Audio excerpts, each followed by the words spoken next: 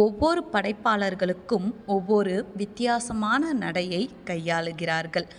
குறிப்பாக புதின ஆசிரியர்கள் ஒவ்வொருவரும் ஒவ்வொரு வித்தியாசமான நடையினை பின்பற்றக்கூடியவர்கள். இதில் மிகவும் குறிப்பிடத்தக்க ஒருவர்தான் ராஜம் கிருஷ்ணர். இவர் ஒரு சிறந்த பெண் புதின ஆசிரியர். இவர் மற்ற படைப்பாளர்களை விட மிகவும் வித்தியாசப்பட்டவர். அவருக்கு கற்பனையில் தோன்றக்கூடிய கதையையோ அல்லது தனக்கு தெரிந்ததையோ எல்லாம் எழுதக்கூடியவர் அல்ல. நேராக களத்திற்கே சென்று அந்த மக்களோடு வாழ்ந்து அவர்களுடைய பழக்க வழக்கங்களை எல்லாம் கற்று பிறகு அதனை பலருக்கும் அறிவிக்கும் புதினமாக எழுதி வெளியிடுகிறார். இவருடைய சேற்றில் மனிதர்கள், கரிப்பு மணிகள் என்ற ஒவ்வொரு புதினமும் ஒவ்வொரு மக்களின் வாழ்க்கை முறையை மையப்படுத்தியது.